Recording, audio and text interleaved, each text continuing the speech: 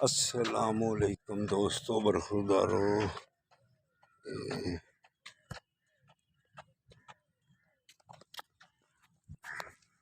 अस्सलामुअलैकुम दोस्तों बरखुरदारों।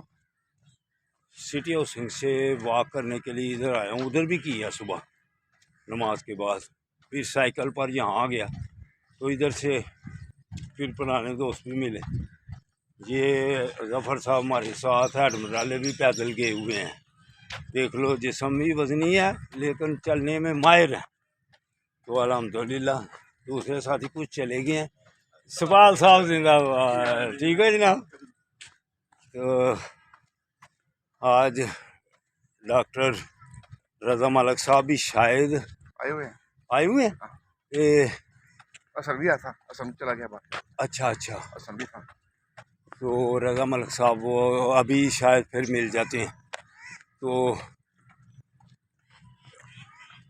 इधर से उनको मिलने इधर से नहीं, मैं निकल गया। अच्छा अच्छा, टकराया नहीं, निकल ठीक हो गया। असल में निकल गया। हाँ, तो रजा मलिक साहब से भी मुलाकात होनी थी, शायद वो चले गए। तो अब दूसरे शायद दोस्त सभी आ जाए।